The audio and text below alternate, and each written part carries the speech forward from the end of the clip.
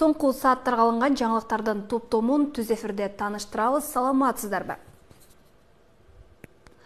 Кыргызстанда сөз эркиндиги болгон азырда бар жана келечекте да болот. Бул тууралуу президенттин басма сөз катчысы Эрбол Султанбаев социалдык тармактагы баракчасына жазды. Султанбаев бирок сөз эркиндиги ар дайым жоопкерчилик түшүнүгү менен ажырагыс байланышта экенин эстен чыгарбоо зарылдыгын айтты. Бүгүнкү күндө Кыргызстанда эркин медианын ишине эч кандай чектөө коюлган жок. Болгону бардык жарандарга жана юридикалык жактарга бүгүнкү иштеп жаткан мыйзамды кынтыксыз аткаруу талабы гана жатат. Мунун негизинде Маданият, маалымат, спорт жана жаштар саясаты министрлиги маалымат чөйрөсүндөгү ыйгарым куктуу мамлекеттик орган катары Кыргыз Республикасынын мыйзамдарына ылайык Баткен облусундагы 2022 жылдын 14-17 сентябрь күндөрүндөгү окуялар тууралуу чындыкка кошпогон маалыматтарды тараткандыгына байланыштуу хостинг провайдер тарабынан сайттын ишин 2 айга токтотуу жөнүндө чечим кабыл алган. Мыйзам катаал, бирок мыйзам деген мыйзам, деди Эрбол Султанбаев. Бул арада Кыргызстандагы жалпыга маалымдоо каражаттарынын негиздөөчүлөрү жана башкы редакторлору президент Садыр Жапаровго, жогорку кеңешке, улуттук коопсуздук боюнча мамлекеттик комитеттин төрагасы Камчыбек Ташиевке, башкы прокурор Курманкул Зулушевке, ички иштер министри Улан Ниязбековго, Маданият, маалымат, спорт жана жаштар саясаты министри Алтынбек Максутовго кайрылуу жолдошкон. Анда соңку кездери көз карандысыз журналисттерге жана маалымат каражаттарына болуп көрбөгөндөй кысым болуп жатканы, кылмыш иштери козголуп, сөз эркиндигин чектеген мыйзамдар кабыл алынып жатканын айтышкан. Министрлер кабинетинин төрагасы Акылбек Жапаров иш сапары менен Астана шаарына барды. Бул тууралуу өкмөттүн маалымат кызматы кабарлады. Белгилүү болгондой, ал КМШ өкмөт башчылар кеңешинин кезектеги жыйынына катышат. Ошондой эле премьер-министрлер коңшу өлкөнүн президенти Касым-Жомарт Токаев менен да жолугушмакчы. Баңгизаттын ири партиясын түзөтүү абагына ыргыткан шектүүлөр кармалды деп билдирди Ички иштер министрлигинин басма сөз кызматынан. Маалыматка ылайык 10 октябрда белгисиз адамдар жазыларды аткаруу кызматынын номер 3 мекемесинин аймагына тыюу салынган буюмдарды ыргыткан. Баңгизат сырткы тосмо аркылуу ыргытылып, бирок көзөмөлдөөчү тилгеге түшүп калган. Окуя болгон жерден скотч менен урулгон өзгөчө жыты бар кочкул жашыл түстөгү 2 таңгактагы зат табылган. Соттук химиялык экспертизанын корутундусуна ылайык режимдик мекеменин аймагына алып өтүүгө аракет кылган заттар жалпы салмагы 2 кг 206 граммды түзгөн гашиш баңгизаты болуп саналат. Бул факты боюнча ЖААКтын тергөө башкармалыгы тарабынан кылмыш жаза кодексинин 282 беренеси менен кылмыш иши козголгон. ИИМ жана ЖААК кызматкерлеринин биргеликте жүргүзгөн иш чараларынын жүрүшүндө баңгизатты ыргытууга тиешеси бар жарандардын өздүгү аныкталып, шектүүлөр айдап жүргөн Deo Nexia үлгүсүндөгү унаа табылган. Жанында көрүлгөн чаралардын натыйжасында жогорудагы көрсөтүлгөн кылмышка шектүү катары мурда соттолгон, кылмыштуу чөйрөдө смотрящий статусуна ээ болгон Чүй облусунун 1994 жылы туулган тургуну, Шериги Чүй облусунун 1980 жылы туулган тургуну кармалды. Кармалган жарандар Бишкек шаардык ички иштер башкармалыгынын убактылуу кармоо жайына киргизилген. Укук коргоо жана аскер кызматкерлери 1 ноябрдан тарта жогорулатылган айлык ала баштайт. Бул тууралуу министрлер кабинетинин төрагасынын орун басары Адылбек Касымалиев жогорку кеңештин ишеним элдик фракцияларынын жыйынында билдирген. Депутат Сүйүнбек Өмүрзаков президенттин жарлыгы боюнча айлык 1 октябрдан тарта көтөрүлүшү керектигин айтып, жарлык эмнеге аткарылбай жатканын сураган. Президенттин жарлыгы сөзсүз аткарылып, айлык акысы көбөйөт.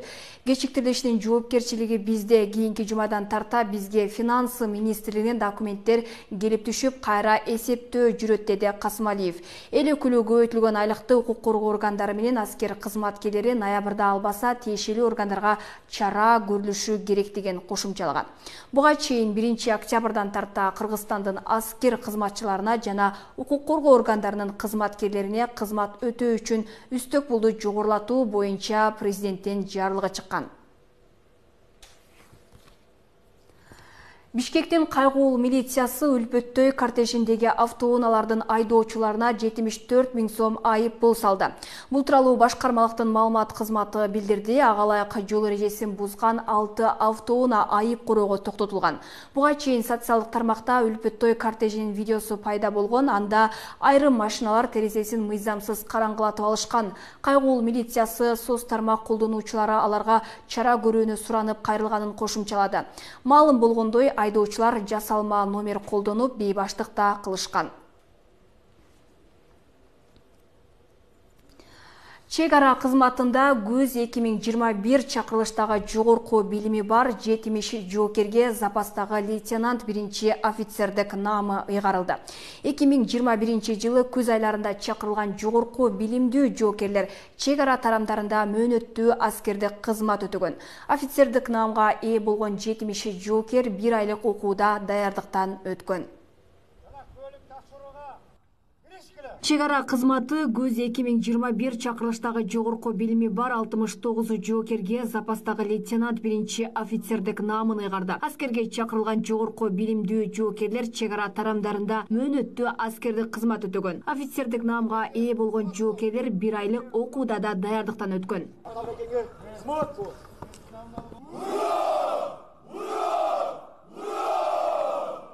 Алардын катарында офицердик наамга ээ болгон Исхак Самиддин уулу өлкөнү коргоо ар бир эр жигиттин негизги милдети экенин белгиледи. Андыктан өлкөнүн бейпилдиги, мекенден тынчтыгы баарынан бийик турат. Кудайга шүгүр, бул убакытта келген экен, аскердик наамды алып, азыркы учурда камдыкка бошотулуп жатабыз. Үйгө жетебиз, ата-энелер күтүп жатат, биз дагы абдан сүйүнүчтөбүз. Бирок бир нерсени эч качан унутпашыбыз керек. Эр жигит эл четинде, азамат жол бетинде дейт.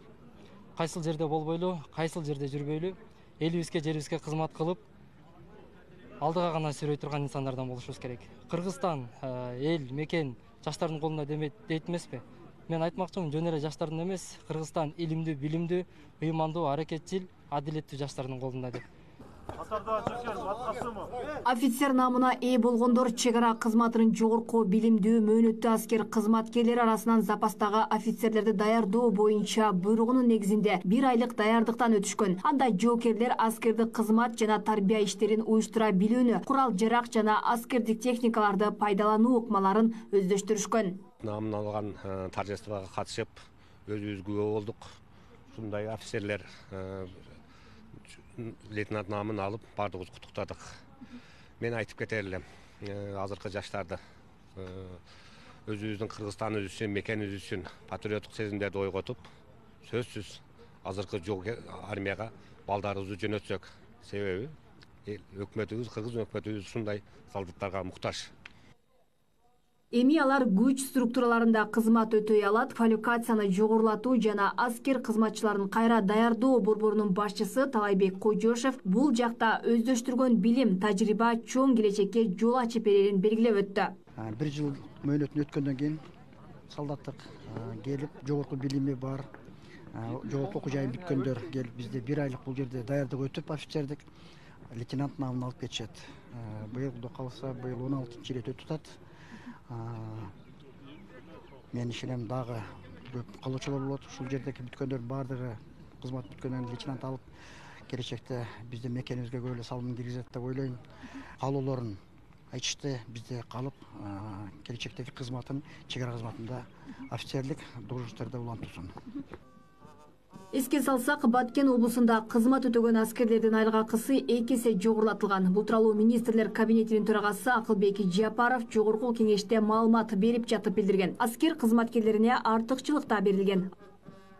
Алмагүл Эркебай-кызы, Белек Мусаев, Ош ТВ.